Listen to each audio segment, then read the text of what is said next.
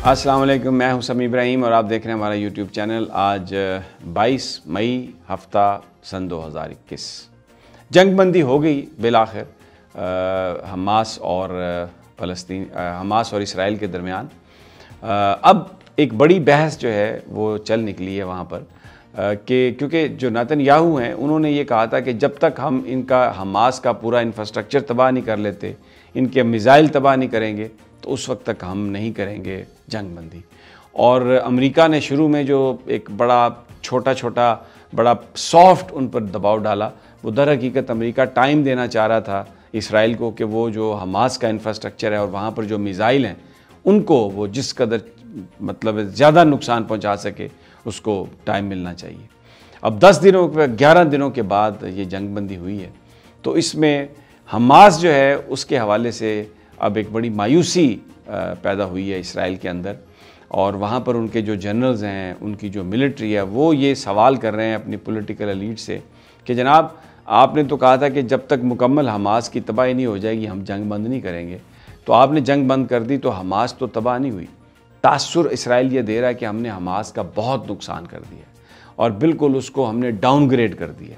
अब उसमें इतनी हिम्मत नहीं है कि वो इसराइल के ख़िलाफ़ दोबारा हमला कर सके या जंग कर सके। लेकिन जो उनकी फ़ौज है वो ये कह रही है कि ये बात गलत है।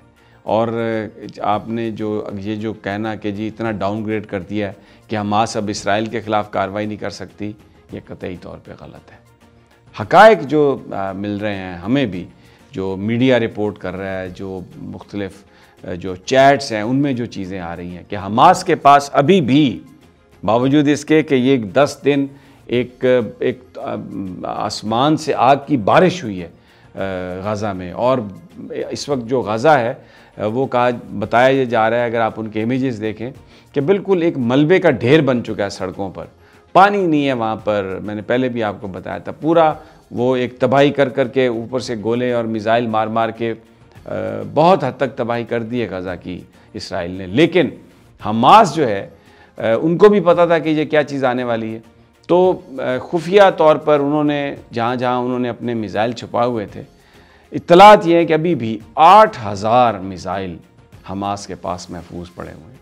उनका इसमें कोई शक नहीं कि शहादतें हुई हैं, इंफ्रास्ट्रक्चर भी डिसरप्ट हुआ है कई जगहों पे, लेकिन जो उनके पास इस वक्त साजो सामान है जंग का और जो उनके पास इस वक्त तैयारी है, उसके मुताबिक वो 10 साल तक इसराइल के साथ लड़ सकते हैं। यानी डबल डिजिट जो साल हैं उस तक वो लड़ाई कर सकते हैं। हमास के बहुत जो सीनियर लीडरशिप है उनको ये पता था कि इसराइल हमला कर सकता है, तो वो उन जगहों पर उन्होंने शेल्टर लिया जो इसराइली इंटेलिजेंस के वहमो गुमान में भी नहीं आ सकता था। तो अपनी हिकमत अमली के पेश नज़र इसराइल के अंदर हमास ने एक तबाही भी मचाई, और जो एक बड़ा असर छोड़ा है हमास ने, वो जो एक नफसियाती बर्तरी थी इसराइल के पास, जो उन्होंने आयरन डूम बनाया हुआ था अपनी हिफाजत के लिए, और फिर उनके पास अमेरिका की तरफ से दिए गए वो जो पैट्रियट मिज़ाइल भी थे, बड़ा इफ़ेक्टिव और डिफेंस सिस्टम है।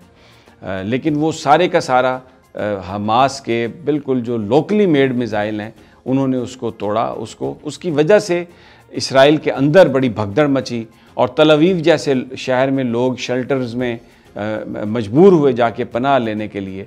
तो जो एक नफसियाती बर्तरी थी इसराइल की हमास के ऊपर, या वो जो समझते थे कि अपने मुल्क में वो ये समझते थे कि हम बिल्कुल सेफ़ हैं, हम अनटचेबल्स हैं, वो नफसियाती बर्तरी बिल्कुल रेज़ा हो गई है, पाश हो गई है। जबकि दूसरी जानब जो फ़लस्तीनी थे वो भी ये समझते थे, आम फ़लस्तीनी, कि शायद अब इसराइल तक पहुंचना मुश्किल है और जो वो जुल्म सितम करे उसका हिसाब नहीं लिया जा सकता। लेकिन जो कासम मिज़ाइल हैं हमास के, इन्होंने जिस तरीके से आयरन डोम को तोड़ा है और वहाँ से 700 600 मिज़ाइल जो है हमास ने यानी साइमल्टेनियसली एक ही वक्त में फ़ायर किए हैं, वो जो कैपेबिलिटी हमास की नज़र आई है फ़लस्तीनियों को, उसने एक नया जज्बा उनके अंदर पैदा किया। और हमास पहले बहुत इर्रेलेवेंट हो गई थी। फ़लस्तीनी भी दो कैंप्स में बटे हुए, एक अल-फतह और एक हमास। गाज़ा में तो 2007 से ही जो हमास है उसको अक्सरियत हासिल है, क्योंकि उन्होंने जो यासिर अराफात का जो एग्रीमेंट था, जो जिसके नतीजे में फ़लस्तीन की अथॉरिटी बनी थी, और फिर यासिर अराफात के बाद महमूद अब्बास इसके प्रेसिडेंट हैं फ़लस्तीनी अथॉरिटी के। हमास ने अपने आप को इनसे अलहदा किया हुआ है। तो वो जो एक फ़लस्तीन के अंदर भी, जो अल-फतह ग्रुप के अंदर भी जो एक बेजारगी थी, वो ख़त्म हुई है। इस जंग ने फ़लस्तीनियों के अंदर जो दरार थी, मैं आपको ये बता रहा हूँ कि वो कहते हैं ना कि हर आफत में या हर तबाही में भी अल्लाह एक अच्छी खबर देता है। तो अच्छी खबर ये है कि जो फ़लस्तीनी डिवाइडेड थे हमास में और अल-फतह में, हमास की इस कार्रवाई के बाद और इस कामयाबी के बाद, जिसमें उन्होंने इसराइल का आयरन डोम तोड़ा और जो इसराइल की नफसियाती बर्तरी थी वहाँ पर उसको ख़त्म की, फ़लस्तीनी एक यकजान होते हुए नज़र आ रहे हैं। और हमास का जो रवैया और हमास की जो परफॉर्मेंस थी, उसकी बुनियाद पर वो आपस के जो इख्तिलाफ़ात हैं वो ख़त्म होने को हैं। हमास की जो टॉप लीडरशिप थी, जैसे मैंने आपको कहा, उनको अंदाज़ा था कि इसराइली क्या करेंगे, इसलिए वो उन जगहों पर नहीं थे जहाँ उनकी अपनी जगह थी, और जहाँ पर इसराइल बमबारी करके वहाँ पर उन जगहों को तबाह करके ये सोच रहा है कि जनाब जो हमास की जो टॉप लीडरशिप है उसको हमने एलिमिनेट कर दिया। ऐसा कतई तौर पे नहीं है। और जो खबरें आ रही हैं, एक दिन की जंग बंदी अभी हुई है, बीच में कुछ वायलेशंस भी हुई हैं, लेकिन वहाँ पर मलबे को फ़लस्तीनियों ने इकट्ठा करने का काम किया है। जो सड़कें हैं उनको क्लियर करना शुरू किया है, और एक रात के अंदर अंदर उन्होंने जो तमाम मेन सड़कें थीं और जो ट्रैफिक जिसकी वजह से रुक रही थी उसको उन्होंने क्लियर कर लिया। हॉस्पिटल्स के इर्द गिर्द जो मामलात हैं उसको क्लियर कर लिया है। कुछ इलाकों में एक रात के अंदर अंदर उन्होंने बिजली भी रिस्टोर की है। हॉस्पिटल्स के अंदर बिजली को वो रिस्टोर करने की बात कर रहे हैं। तो एक ये जो हमला था इसराइल का, ये जो 11 दिन उन्होंने वहाँ पर अपनी तरफ से आग बरसाई फ़लस्तीनियों की कमर को तोड़ने के लिए, उसने ना सिर्फ फ़लस्तीनी ग्रुप्स को यकजा कर दिया, बल्कि उनके अंदर जो जज्बा जहाद है, जो आज़ादी का जज्बा है, उसको मज़ीद स्ट्रॉन्ग किया है। और अब वो अपनी हर तरह की उस तफरीक से बालातर होकर गज़ा में वो काम कर रहे हैं। अब वो कहते हैं ना बेयर हैंडेड, अपने बिल्कुल खाली हाथों के साथ वो सड़कों को साफ़ कर रहे हैं, मलबे को साफ़ कर रहे हैं, हॉस्पिटल्स को रिस्टोर कर रहे हैं, इंफ्रास्ट्रक्चर को रिस्टोर कर रहे हैं, और एक रिज़ॉल्व वो बता रहे हैं कि कुछ भी हो जाए इसराइल के आगे हम झुकेंगे नहीं, और अपनी जो आज़ादी की जंग है उसके लिए लड़ते रहेंगे।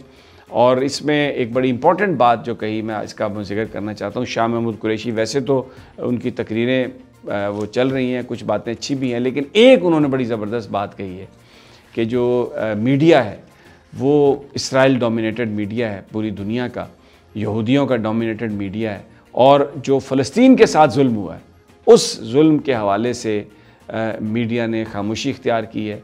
जो इसराइल की बर्बरियत है वो उसको हाईलाइट करने के लिए जो करना चाहिए था अमेरिकन मीडिया या वेस्टर्न मीडिया ने नहीं किया। और कमाल की बात यह है कि ये बातें शाह महमूद कुरैशी ने एक अमरीकी चैनल CNN उनसे बातें करते हुए कही, और उस चैनल में जो अमरीकी अवाम भी देखते हैं उसमें उन्होंने कहा कि अमेरिकन मीडिया मुनाफकत पर मबनी है। यानी अमेरिकन से मुराद या पूरा वेस्टर्न मीडिया, उन्होंने कहा कि इनकी ख़बरें जो हैं वो मुनाफकत की बुनियाद पर हैं, और जो आना चाहिए वो नहीं आया, जिसकी वजह से जो फ़लस्तीनियों के साथ जो जुल्म हुआ है वो शायद पूरी दुनिया को उस तरह मालूम नहीं हो सका। तो ये एक सच बोला शाह महमूद कुरैशी ने, बड़ी हिम्मत से बोला। He deserves a credit for that. मुझे इजाज़त दीजिए, अगली वीडियो में जल्द आपसे मुलाकात होगी। अल्लाह ने